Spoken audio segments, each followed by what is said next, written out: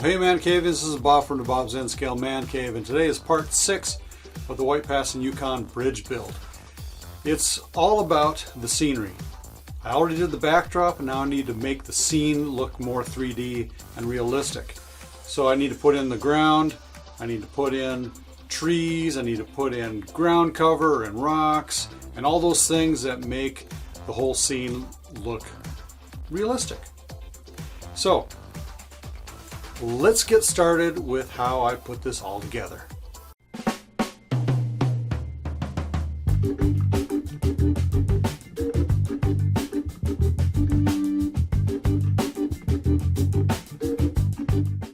Okay, I'm doing the scenery underneath the bridge. I have this up in place on the wall. I can take it down and put it on some sawhorses and get it to work, but as you can see, I'm putting styrofoam, the 2-inch pink foam, up against my backdrop that I painted, trying to match the outline with the tree line as much as possible. There's always going to be some touch-up to do. Once I'm all done cutting it out, I'm going to glue it down with the Gorilla Glue, like I'm doing the other stuff. And as you can see over here, I've got 2 halves already done. I'm leaving the middle hollow because I really don't need any more foam in there. And I'm just going to cover over the tops of this with plaster cloth and do the normal scenicking as I can. I'm trying to keep it as light as possible because I can take this whole thing down by myself. It's getting heavier and more bulkier with the backdrop on there, of course, but it is coming along nicely.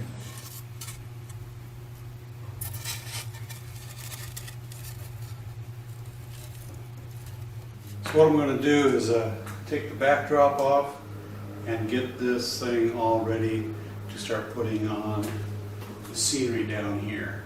First, I probably should take this bridge off. 8 feet long, 1.2 pounds. Pretty light.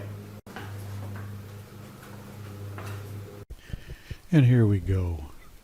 Once everything was glued down, I started carving out some shapes in these hills, making some areas for some little cliffs and so forth, just making it look a lot more normal terrain for this scene.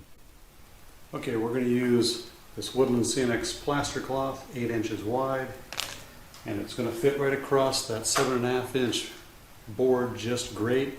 And as you can see, I just roll it out, stretch it out to fit where I want it to go, and get out the old scissors and cut it to length.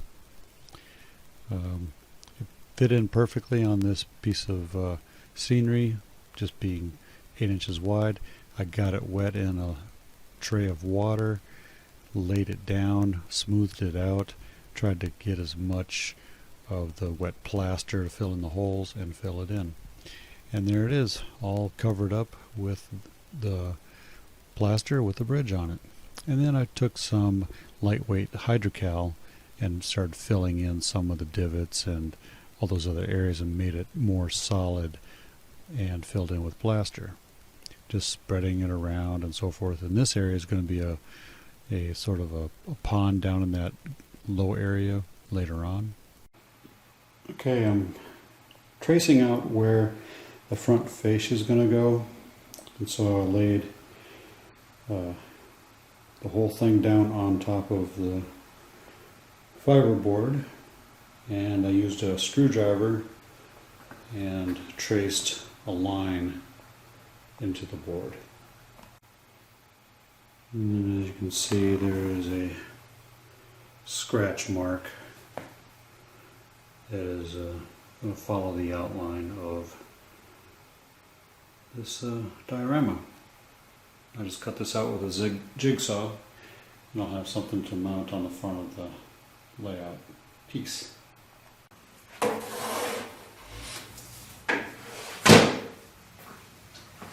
I'm going to use some number 6 3/4 inch screws and these finish washers, number 8s. Even though I'm not using number 6 screws, I can also use a number 8 screw. And I'll be using a number 8 screw for these up here because they're farther back, and I have some 1-inch ones that will reach all the way into those pieces of wood that are in there to hold this on. But I'm going to start with the bottoms first. And as you drill. That's how you do it. Now just do the rest of them evenly spaced, and you got your fascia on. And that's what it looks like with the front fascia put on. Now it's time to paint a base coat. I'm using what's called Thorny Branch color. You can get it from the Bear line of house paints. I got that tip from Ralph Ranzetti. He uses it as a base coat for all his rocks and so forth. And then you start putting on some lighter colors of rock colors. In this case, it's gray. This is after about 5 coats of paint, different shades. You know, the Thorny Branch and the dark gray and a granite and a brown and another shade of gray. And it looks like a lot of rock. A lot of it's going to be covered up with foliage and grasses and trees. Still have to plant all those, still have to make those in the first place, but it's coming along nicely. Well, if you've ever been to Alaska, you know there's probably only 2 seasons, summer and winter, but mostly winter. So I'm going to try and replicate that as much as possible, kind of transferring mostly summer to winter, a little bit of fall. There really isn't any leaves that fall in Alaska because most of it is just all pine trees. So, and bushes. So there really isn't any trees that have any leaves that fall. So if you don't want to rake leaves in October, November, move to Alaska. That's my advice anyway. So what I'm going to do is I'm going to start off, I'm going to use just regular old Elmer's white glue, spread it around where I want the stuff to stick using a popsicle stick, and just sprinkling some, this is like a mixed ground cover style. It's got a multiple amounts of different colors, mostly sort of a brown or a kind of like dead grass kind of a look. So I'm going to start with that. So I've got my own little kind of shaker here that I made out of a pill bottle. Just drilled some holes in the top and filled it in.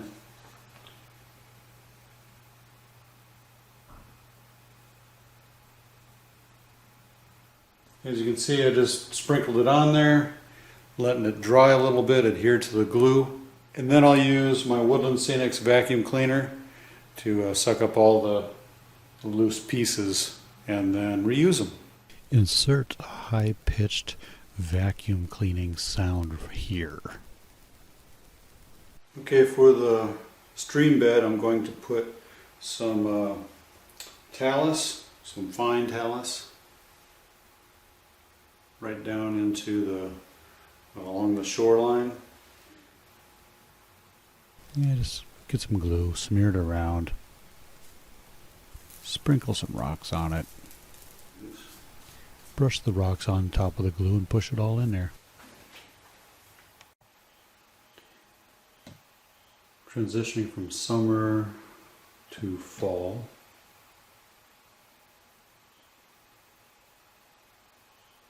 And winter is going over here.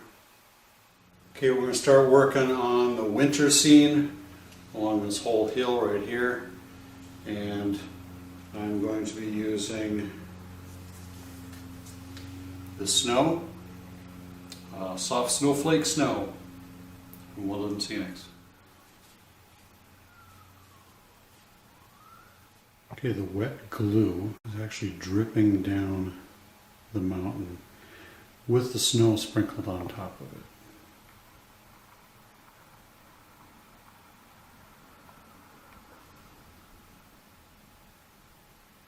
it. It actually looks like a slow-moving white blob from the movie The Blob. So to compensate for that dripping glue and slow the kind of the flow and allow me to put snow on here so it stays in place mostly, I angled it so that it would be more flat as I put the glue and everything down. As you can kind of see, I have the other end up on a sawhorse. And here we have pretty much almost the final scene here without the backdrop. Still got some stuff to do here, like trees and so forth.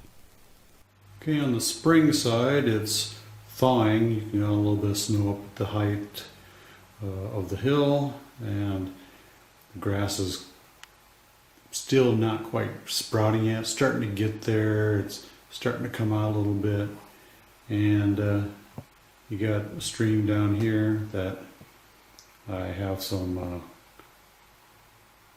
rock that has rolled down the hills over the years during construction and so forth, and the water's running through there, and you got the transitioning into summertime where there's going to be a pond right in here. I'm going to pour a little bit of realistic water in there and make a little pond.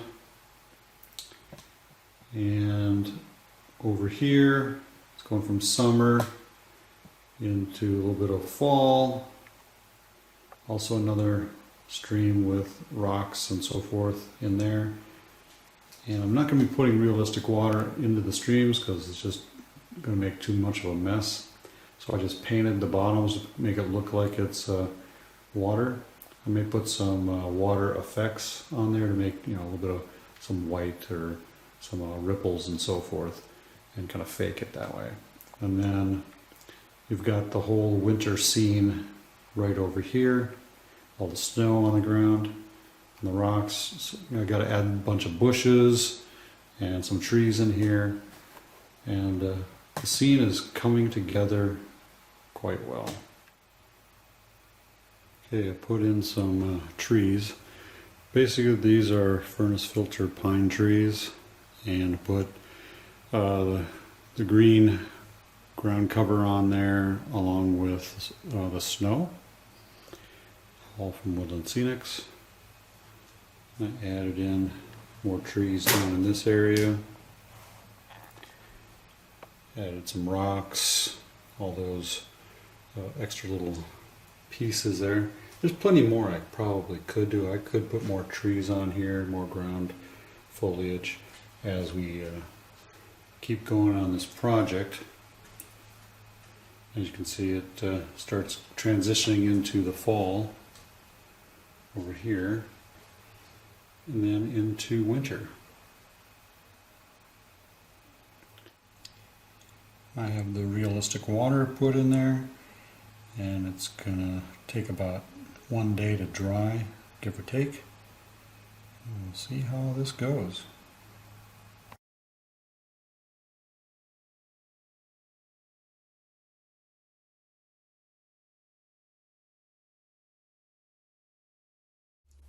Well, there you go, ManCavians. That's been part 6 of how I built this White Pass and Yukon bridge. It's all been about the scenery, and I think it looks pretty good.